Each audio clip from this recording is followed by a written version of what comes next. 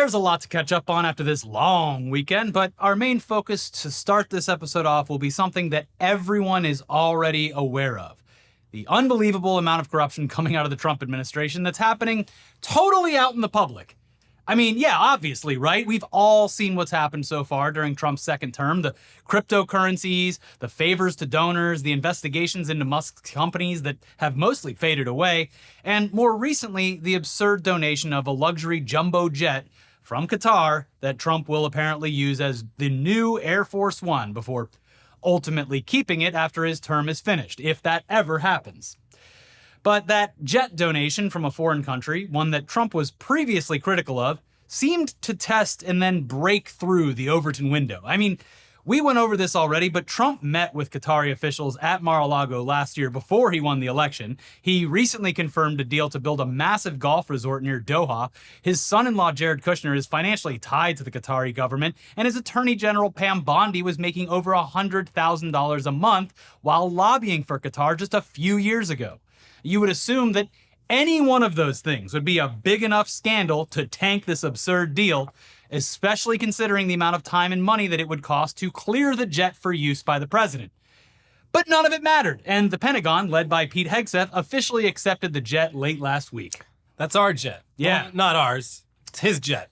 Yeah, and when it's done, it'll go to the Trump Presidential Library Foundation, which just means he's going to use the jet until... No, I'm pretty sure they're just going to park it outside the library so that the people can take take a nice walk through it. He's keeping the jet. That's right. So the jet deal closing seems to have flung open the doors to even more blatant corruption than any rational person would see for what it is. Yeah. And the so-called party of law and order doesn't seem to give a shit because Trump isn't hiding it. And since he's doing it out in the open, it's totally fine. What's the problem? Don't take our word for it. Here's Speaker of the House Mike Johnson saying as much on two separate occasions while fielding questions about the president's recent dinner with people who bought his shit coins. President Trump held a closed-door event Thursday night for top investors in his private cryptocurrency. We do not know who was there. The list has not been released. We do not know how much of the money came from outside the country. The president has, of course, a huge role to play when it comes to regulating crypto. I really have a difficult time imagining that if this was a Democratic president doing the exact same thing, you wouldn't be outraged. Well, look, I don't know anything about the dinner. I was a little busy this past week, as you know, getting the reconciliation package over the line. And so I'm not going to comment on something I haven't even heard about. I'm not sure who was there or what the purpose was. But I'll say this. President Trump is very active. He's very engaged. He's the greatest deal maker, one of the greatest deal makers of all time. Many people refer to the Bidens as the Biden crime families because they were doing all this stuff behind curtains, but in the back rooms. They were trying to conceal it, and they repeatedly lied about it, and they set up shell companies, and the family was all engaged and getting all on the dole. Whatever the President Trump is doing is out in the open. They're not trying to conceal anything. But, Mr. Speaker, the investment in the meme coin, those folks are not transparent. We do not know who those people are. I don't know anything about the meme coin thing. I don't know. Okay. Well, now we have a few more examples of mind-numbing corruption from just the past few days. And we're going to start with the fact that Trump just let Boeing off the hook for all those deaths related to the company's 737 MAX crashes. Or as Judd Legum so eloquently put it in his reporting on the subject, how to kill 346 people and get away with it. Yep. Links are always down below, but here's some damning quotes from his reporting. In publicly filed legal documents, Boeing admitted that the crashes were related to a flaw in the design of the 737 MAX. Specifically, the Maneuvering Characteristics Augmentation System, MCAS, which could abruptly point the nose of the plane downward in certain situations. That's the wrong way. Especially when you're trying to go up, it's the wrong way. You don't want that. Moreover, Boeing has admitted that its employees, quote, knowingly and with intent to defraud, conspired to defraud the FAA by downplaying the role of the MCAS. The evidence of the fraud by Boeing was overwhelming. Quote, I haven't been forgiven by God for the covering up I did last night, one Boeing employee wrote in an email. Ladies and gentlemen, we got him, but we didn't. Yeah, You're free to go. He goes on to reiterate the fact that employees and executives knew about these issues, received a deferred prosecution agreement at the tail end of the first Trump administration, and then went ahead and donated $1 million to Trump's inauguration fund. And they're now avoiding criminal penalties once again by coughing up large amounts of cash.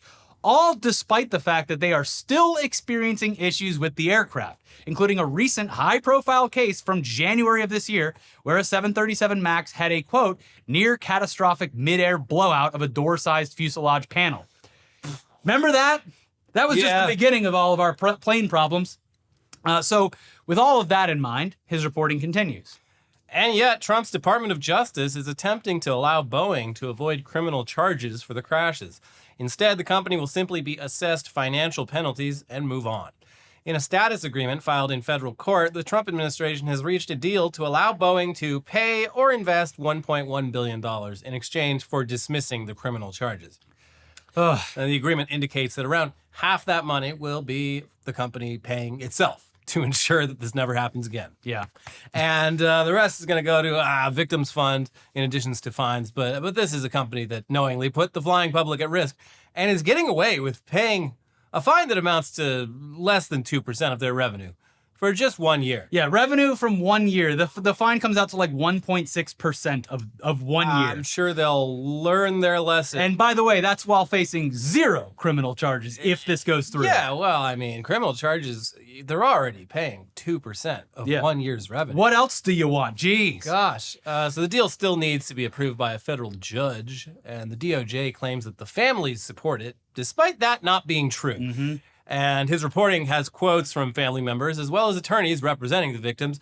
But it's another blatant example of these massive businesses skirting any responsibility by simply paying a small percentage of 1 year's revenue to make everything go away with the help of our current president, a very greedy president. Yeah, a president who himself, I guess, said recently, like, he didn't do enough of this kind of stuff in the previous administration because apparently no one cares. If I'd have known it was this easy, yeah, I would have done way more corruption the first time. Well, now he's got plenty of chances and he's using them. He's making up for lost time. And that brings us to the other blatant display of outright corruption with a quick reminder that in case you were somehow confused due to all the GOP's statements on all this, it's still corruption even if it happens in broad daylight. Over the weekend, President Trump pardoned a guy who stole from his employees, and those employees worked at nursing homes. And also this guy dodged taxes for years, netting himself upwards of $10 million in the process. Money that he used to buy himself a yacht, designer clothing and jewelry, and so on. The man in question, Paul Walczak, was charged with 13 counts of tax crimes, pleaded guilty to a few of those counts, and agreed to pay restitution. Until Donald Trump was successfully elected president back in November, and then that guy immediately filed an application for a pardon. Now, Donald Trump doesn't just go around handing out pardons to just anyone. But Mr. Balzac here has a mom who is deeply ingrained in the Trump world and has previously raised millions of dollars for Republican campaigns. And it just so happens that a few weeks ago, she was personally invited to a $1 million per person dinner with President Trump. That was just last month. I mean, now she paid the fee. I guess she got into the meeting. And shortly thereafter, wouldn't you know it, her son was given a full pardon. Crazy. Wow. What a world. Yeah. Here's the New York Times with more. Mr. Walczak, former nursing home executive who had pleaded guilty to tax crimes days after the 2024 election, submitted a pardon application to President Trump around Inauguration Day. The application focused not solely on Mr. Walczak's offenses, but also on the political activity of his mother, Elizabeth Fago. Ms. Fago had raised millions of dollars for Mr. Trump's campaigns and those of other Republicans, the application said. It also highlighted her connections to an effort to sabotage Joseph R. Biden Jr.'s 2020 campaign by publicizing the addiction diary of his daughter, Ashley Biden, an episode that drew law enforcement scrutiny. Ms. Fago was invited to a $1 million per person fundraising dinner last month that promised face-to-face access to Mr. Trump at his private Mar-a-Lago club in Palm Beach, Florida. Less than 3 weeks after she attended the dinner, Mr. Trump signed a full and unconditional pardon. It came just in the nick of time for Mr. Walczak, sparing him from having to pay nearly $4.4 million in restitution and from reporting to prison for an 18-month sentence that had been handed down just 12 days earlier. A judge had justified the incarceration by declaring that there is not a get-out-of-jail-free card for the rich. Woo. Your Honor? I beg to differ. The pardon, however, indicated otherwise. Yeah. Yeah. I mean, I was going to say, I was like, yeah, $1 million, that's a lot, but he owed over $3 million and he stole $10 million. And was looking at, he made out like gangbusters on this one. Yeah, and it's really unfortunate because the combination of Walzak and Fago would be a great juggalo duo, rap duo. Yeah. It'd be the undercard for the big Insane Clown Posse show, but they'd still be there. Yeah. But they go on to describe how he and his mother sold one nursing home business before moving down to Florida to start another, where by 2011, prosecutors said, Mr. Walzak had stopped paying employment taxes. Between 2016 and 2019, they said, he withheld more than $10 million from the paychecks of the nurses, doctors, and others who worked at his facilities under the pretext of using it for their Social Security, Medicare, and federal income taxes. Instead, he used some of the money to buy a $2 million yacht and to pay for travel and purchases at high-end retailers, including Bergdorf Goodman and Cartier, prosecutors said. So, what a piece of shit. yeah, and I don't know, are those people on the hook for those missed taxes that they thought were getting paid somehow by their employer? Like, I don't sounds know. like a bunch of hardworking people got screwed over. Yeah. And remain screwed over. And this guy is now walking free. He got busted, charged with multiple crimes, took a plea deal, and then, well, we just told you the rest. I guess money does buy freedom, despite what that judge said. There is a get-out-of-jail-free card. It's expensive, but there is one. It exists. The article goes a lot deeper into Ms. Fago's close relationship with the Trump campaign and her involvement in exposing Joe Biden's daughter's personal diary, which, of course, ended up in the hands of Project Veritas at one point. Now, there was, back then, an investigation into the whole diary thing, but, it's just happenstance. Would you believe it? The DOJ dropped that investigation right after Trump was inaugurated. Anyways, in the application for the pardon, they claimed that the Bidens targeted this family directly because of that diary, and that's why Trump should pardon him, which he did, but only after a decade of financial support from Ms. Fago. Now, there's a lot more in this reporting, but they end it with this. After Mr. Walzak was pardoned in the tax case, he celebrated with his mother and family while wearing a red Trump-style hat reading, "Make Paul Great Again," according to a social media post capturing the celebration. I don't think Paul was ever great. No. Sounds like Paul's always been kind of a piece of shit Yeah. and not learning anything. Probably getting worse. Paul is Probably going to commit more crimes if I was to guess. and it's just like it's all bad, but running a scam on Through a nursing home and the nursing doctors home, who take care it's of those like patients. especially fucking evil. Yeah. There's something about that. It's like I'm not just gonna run a scam and steal a bunch of money for myself. I'm gonna do it in a business that's supposed to be like taking care of old people. Yeah. People God. in their most vulnerable states.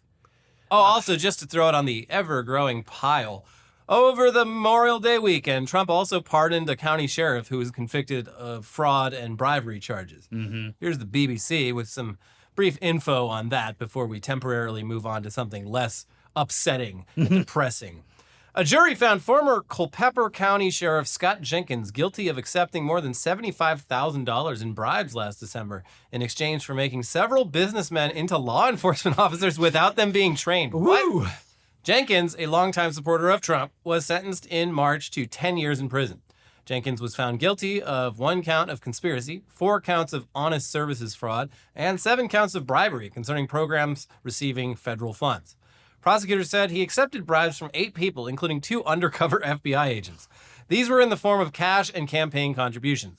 He was set to report to jail on Tuesday, but due to Trump's pardon, he will not spend a single day behind bars. Also, not that it shouldn't be obvious to point out anyway, but this guy got convicted after misappropriating federal funds. Meanwhile, and Trump pardoned him. Meanwhile, the fucking Doge is going around absolutely decimating programs that are vital to people's health and safety. We're looking here for that. We're looking for that waste. Ugh. I'll let you know when we find it. Anyways, it continues, but I'm going to let Elliot do the Trump voice. Sheriff Scott Jenkins, his wife Patricia, and their family have been dragged through hell, Trump wrote in a post on his Truth Social network. Trump said Jenkins was the victim of an overzealous Biden Department of Justice. The judge who presided over Jenkins' case, Robert Ballou, was appointed by former President Joe Biden, but it was a jury trial.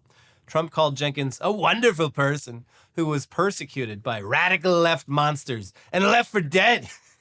Also, right as we were about to film, it was announced that Trump was also going to pardon some reality TV stars who committed tax evasion. So, again, the pile is ever growing, and it will continue. And I don't know what can stop him, because the Republicans in the House and Senate seem to be completely fine with this. Yeah, they usually save the embarrassing pardons for like The end. the last day, because, and this is true for Every president. Democrats and Republicans in the past few terms, definitely more, but every Democrat in the past few go-rounds has had some pardons that were like, oh, well, that's shitty. But they wait till the end, because They can't really do anything. you don't want to do it in the middle of your term, because it just exposes what a corrupt piece of shit you are. But he doesn't care. You know who's really upset? The Tiger King. Yeah. It's honestly, I'm on team Joe Exotic. I'm not there yet, but it's really got a sting. Like, this is fucked up. Yeah. Like, all of these people are worse people than Joe Exotic. Arguably, yeah.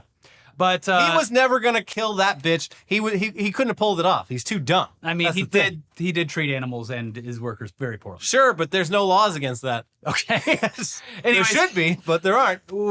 we should get to laws that involve animals, or we are a little bit later. But we should take some time now to laugh at some of the dumber parts of all this corruption. And then we'll also talk about a big slide that every cop in the country should go down. Yes, please. First up, it turns out that at least some of the people who were able to get into Trump's big, fancy, disgusting crypto dinner did so by shorting the absolute shit out of his shit coin. Here's Tina Nguyen writing for The Verge. I interviewed an enthusiastic crypto trader who figured out how to win the contest without losing any money. Buy enough Trump to get onto the leaderboard, and then in a separate wallet on a separate exchange, buy Trump perpetual futures that would be profitable if, or as he saw it when, the value of Trump dropped. Yes, he did the Big Short, except with Donald Trump's meme coin. Quote, bet you 10% of dinner participants are doing this, he told me before the contest ended. Yeah, it's crypto. Of course, that's what they're doing. Yeah. God. Everyone involved in this story missed out on calling this the Big Shart, so I'm just going to put that out there in the universe for the future. A big, beautiful shark. Now here's more from the article.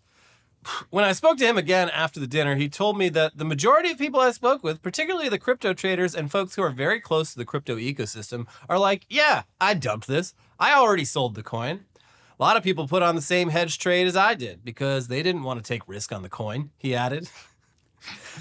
You think people are buying this shit because they like it? No.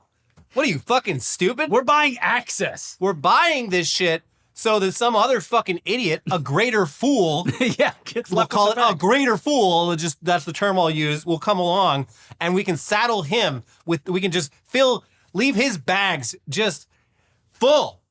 His big, worthless, beautiful bags. We do quote a little bit more from the article, but I left out the part where, like, he didn't really, according to him, he didn't make anything. He's like, I kind of came out even, which means he lost money. Well, he When got to go to the dinner and Yeah, that's true. He got got that delicious steak. yeah, steak and salmon, Yeah, wow. and get to hang out and be in the room with the president, the As room he- where as it he happens. talks, Yeah. Anyway, the article turns into a full-on interview with this particular crypto trader, and it's absolutely fascinating. You should all read the entire thing because it's an incredible view into the mind of this type of person. Mm-hmm.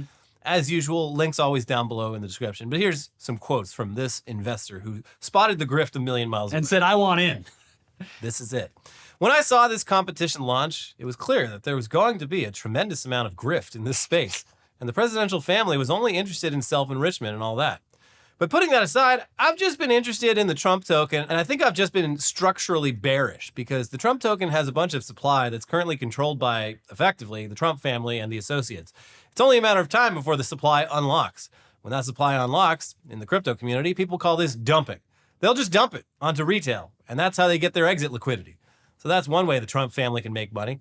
The other way is obviously whenever there's trades that happen, the trading fees also accrue to the family.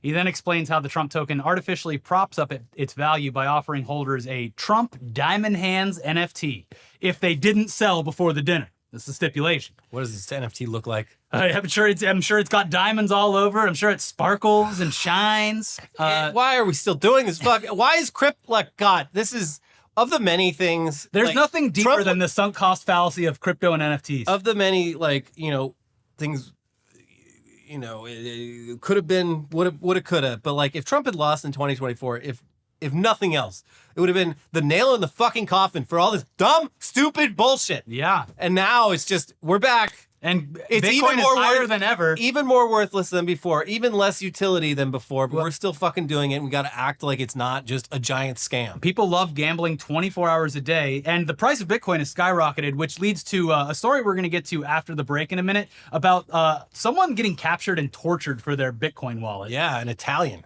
Yeah. But anyways, here's more on the NFT diamond hand side of this. The whole point of the NFT and the subsequent rewards program that they've talked about, but haven't given the details for, is to incentivize people to hold the token longer. The longer people hold the token, then the price arguably would not fall as much. The eventual setup, I'm sure, whether that's in 3 months or in a year or two, is that the affiliates will then have their supply unlock and they will want to sell. They obviously want to sell at a higher price. And the only way to keep the price high is if you introduce all these little games to keep retail engaged and interested in holding tokens. Yeah, it's the same way they want to keep you in the casino for as long as possible, because on a long enough time span, you will lose all your money. You went from one slot machine and you saw another one that was buzzing and spinning and you said, that's different. Keep them in the casino. It will make it really hard for them to know what time of day it is or even know how to leave the room. But yeah, where to go, because the floor, it goes in different directions and there's no solid straight shots. Now we'll end this with the quote from the crypto guy because it kind of sums up the whole thing. But again, the article and interview, it's very lengthy and detailed. It's worth a read. But ending it on this quote from that guy, I know that the Trump token is going to go down. If you put a gun into my head and ask, what will the price be 2 years from now? It's going to be much lower than where it is today. Yeah, I mean, I think that's a bet I would take. Yeah. Got any more bets? Yeah. let's let it ride, man. Yeah, baby. Okay, now moving on to the most important story of the day. The slide. Slide to the left. We simply couldn't believe this goddamn slide when we laid eyes upon it. It's so ridiculous that anyone's initial reaction would be to assume that this is AI, obviously. Yeah. Or something like that. But we looked it up, and baby, it is real. It's a real slide, and we are insisting that the city of Albuquerque send its police officers down this slide as soon as humanly possible. Yeah. Because if that little dinky old slide in Boston can fire that cop out at the speed of light, there's no telling where the cop would end up after bouncing their way down this fucking thing. Yeah, it's, who knows? To the moon. Down to Mexico. All the way down to actual Mexico, not just New Mexico. I guess it depends what direction the slide is pointed in. Because it's going that way. It's going to be how they launch police officers into space. Thank you for your service. I mean, I want to go for a ride. Hell. Yeah, I mean, I'd take a McDonald's tray down that thing and break the sound barrier. Yeah. Again, this is apparently real, and it's definitely, as they put it, the largest slide in the state of New Mexico. Woo! But there's two. Yeah. One that has an open top and one that is enclosed. And the enclosed one isn't operational yet. Apparently, though, I did see an update that it was brought online like last week, and they said they sent some kid down it because the kid was like, and then all that came out was like bones. Yeah, it was like Nothing But Trouble, that movie where they went on the roller coaster. That's kind of what it looks like, you would assume.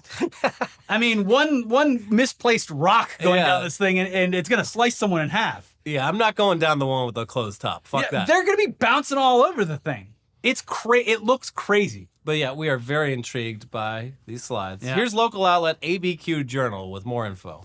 Visitors have a new way to get down the hill at Juan Pablo Hills Park. The park earlier this month introduced the 50-foot-high, 100-foot-long slide, the longest slide in New Mexico, as the second of 3 phases to renovate the park.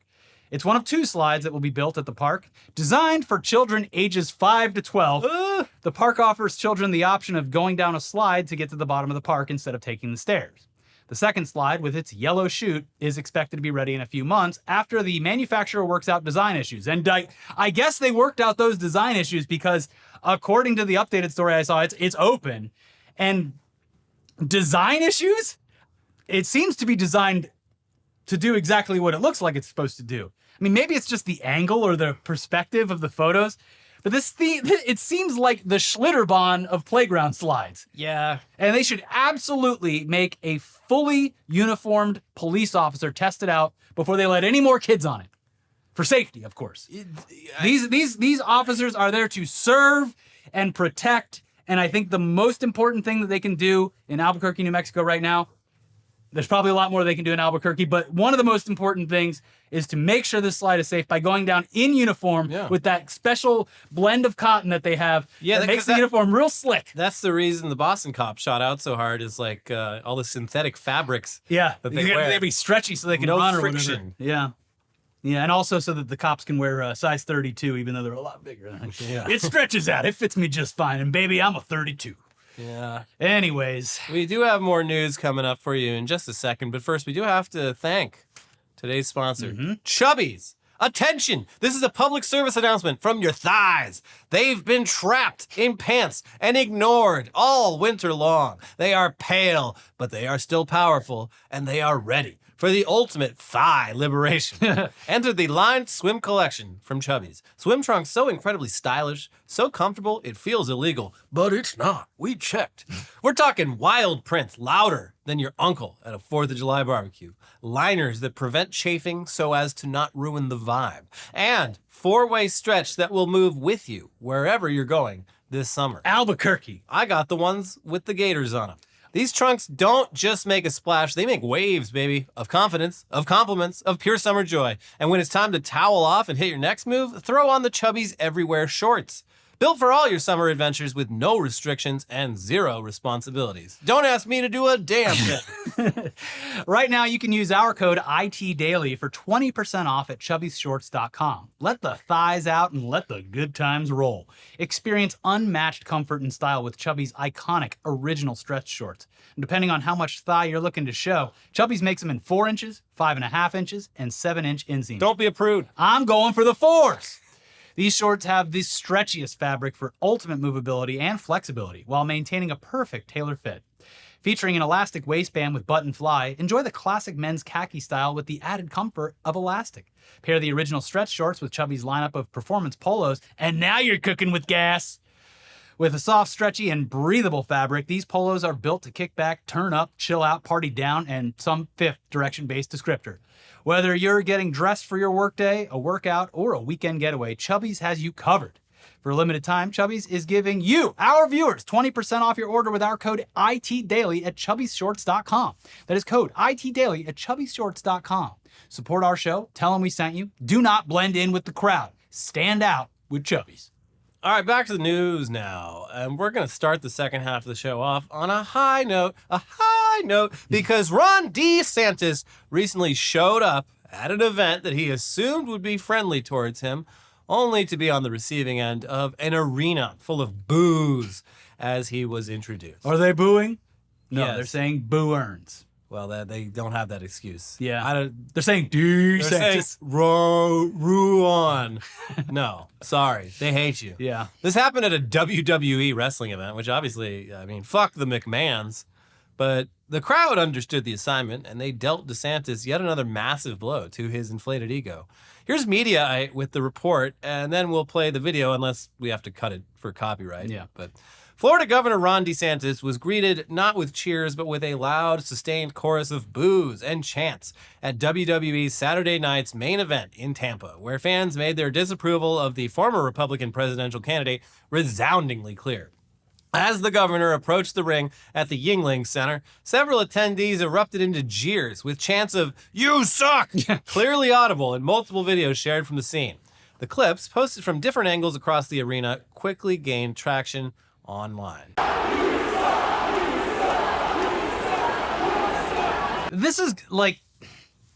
This is why it was also very satisfying when Elon Musk went on stage at the Dave Chappelle show, where you go into what is not exactly a controlled or safe space, and you get the actual experience of what people think of you. Yeah. And it's not great. Yeah, wrestling's like also really one of the more interesting aspects of wrestling today is there's a growing but already quite large disconnect between the fan base and the company. Well, with itself. the WWE in particular, AEW, it seems to be at the very least way more progressive, and the fan base is also very progressive as well. So Yeah. So seems like a lot of good people that grew up as wrestling fans grew up into decent people for the most part. yeah. And even a lot of the wrestlers themselves. Been following a lot of Steve Austin's posts. He just loves those cats. He's an all right guy. It Yeah. seems like. And he stopped at, he was in LA recently and he stopped at Maple Block and he was like, every time gotta stop at the best barbecue in town. Maple Block is very good barbecue. Yeah. So he picked a good one. Yeah. And that's high praise coming from the Texas rattlesnake. That's right. Yeah, that's what I was thinking. Wow. It's like, might have to go back. It's a long ways away. It's on the west side, but anyways, now we'll move over from the joy of hearing people boo Puddin' Ron to another sick and honestly very twisted tale out of the world of cryptocurrency because Boo! as of Tuesday of this week, 3 suspects have been arrested and charged with kidnapping and torturing someone in an attempt to inspect and steal from their Bitcoin wallet. Just let me see it.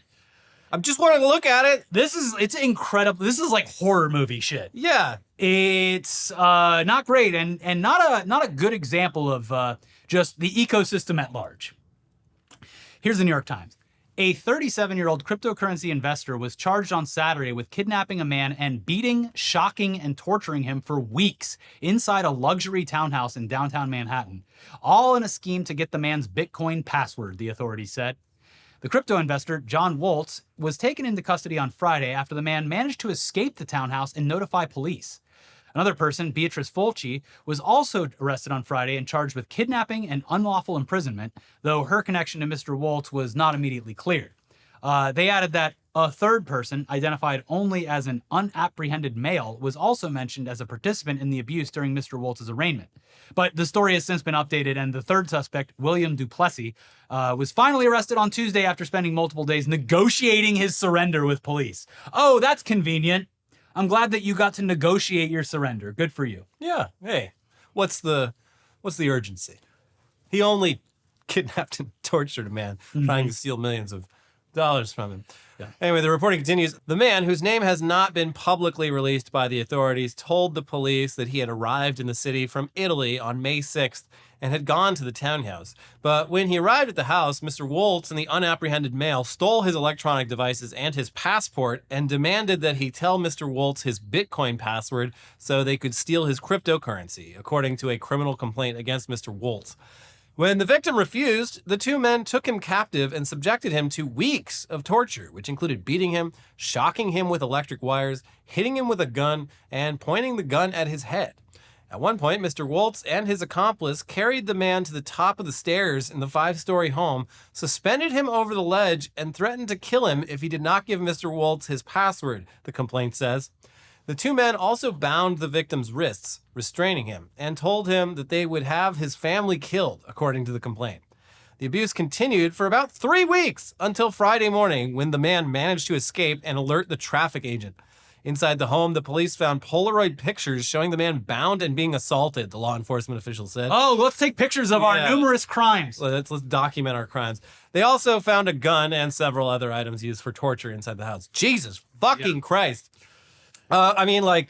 This is the guy held out though. You gotta hand it to the guy. That's some real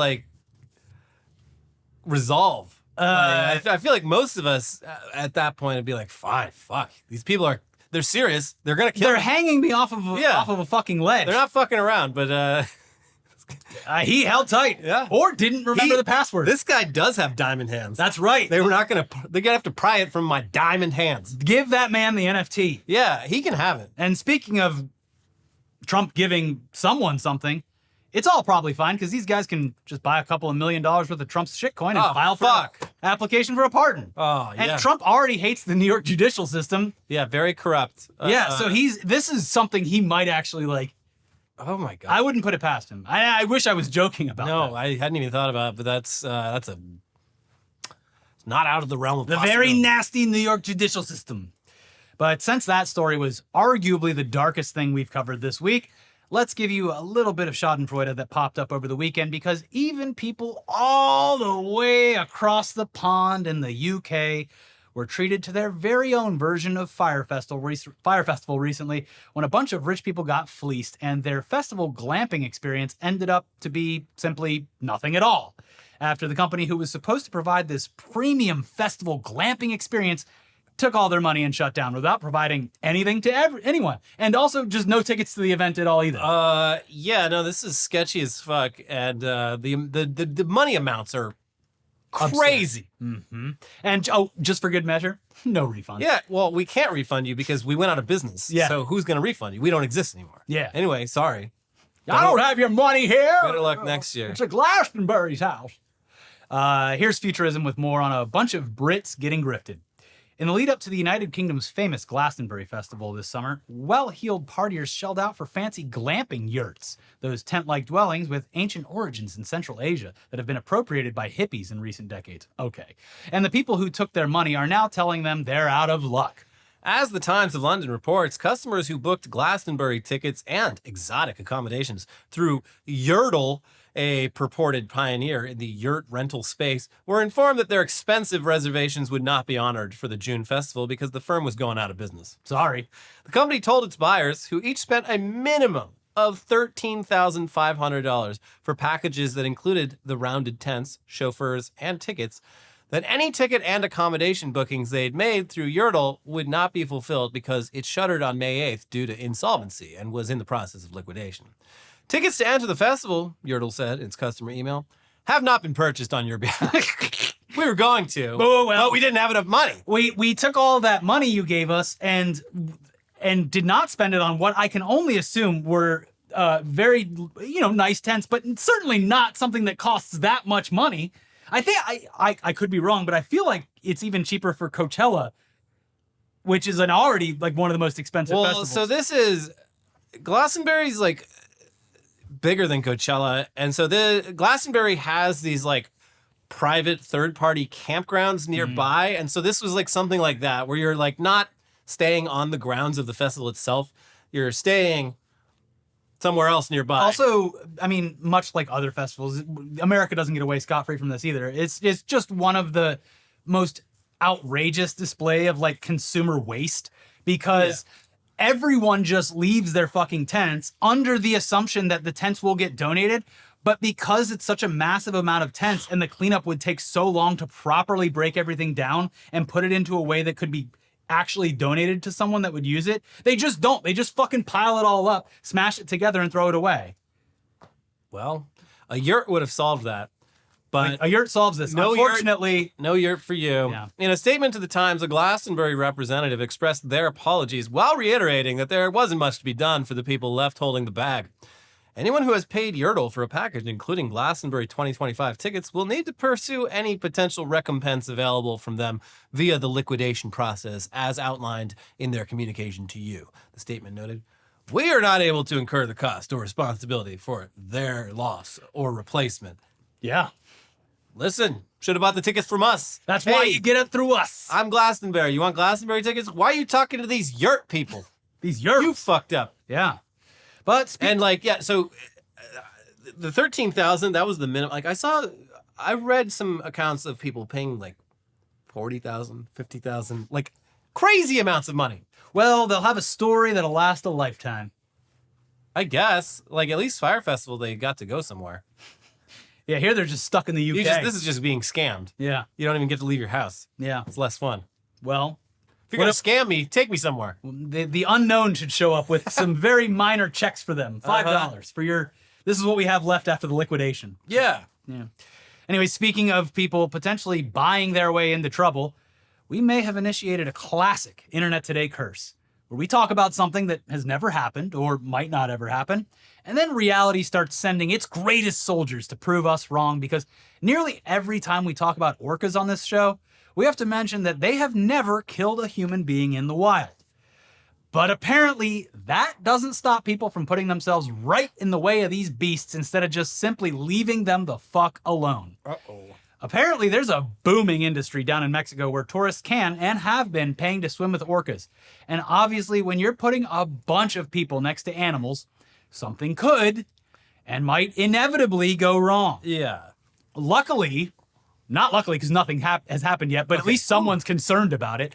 Marine biologists are sounding alarm bells and begging officials to close the loopholes that allow this to happen. And hopefully this happens before someone earns themselves the honor of being the first human eaten by an orca in the wild. Here's The Guardian.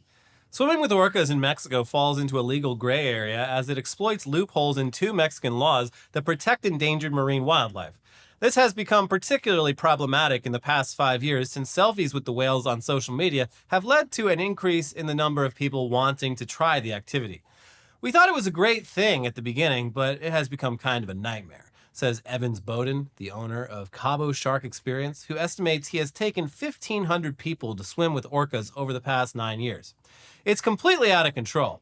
Since there are no authorities or rules, anyone can do whatever they want. I hate to say it, that guy's definitely part of the problem. I don't think he realizes that as he was saying all of that, but yeah, this is crazy. yeah, everyone's doing the same thing I'm doing, and it's kind of ruining my business. And there's boats everywhere. Yeah. There's people everywhere. You have to assume it's destroying the environment because people are getting in to the water, you would assume, covered in sunscreen and shit like that. And I'm sure that the marine life doesn't appreciate it. Yeah, it's bad for the reefs. Yeah. Local fishing boats, some without insurance or the proper licenses, are competing with the bigger foreign-owned companies based in the nearby cities of Cabo San Lucas or La Paz. Some of these companies are guaranteeing tourists the chance to swim with orcas and are pulling out all the stops to keep that promise. Whoever tourists book with, the result is the same. Increasing numbers of people are swimming or free diving with the whales, meaning dozens of boats are zooming around the animals. And again, because... They don't like that. They don't like that. And because no one's been killed in the wild yet, it gives them a false sense of security that this is totally fine. Like, they're just big dolphins. Like, dolphins can fuck you up too, but... Yeah, they can do a lot of things to you. A lot of this is like, I'm sure boat captains who want to get paid too are like, yeah, it's fine. They've never killed anybody. Get in there. Go nuts. Get your Instagram photos. Yeah. You want me to take the picture? It continues. Eric Higura, a marine biologist and documentary filmmaker based in La Paz, says that no one is regulating the sudden increase in swimming with orcas, which took off in 2019 after a few Instagram posts went viral. It brings in a lot of money for the communities, and no one wants it to stop. A group of experts have put forward recommendations for a species management plan for orcas in La Ventana Bay, where most of the swimming happens. To do that, they incorporated information from 44 people interviewed locally.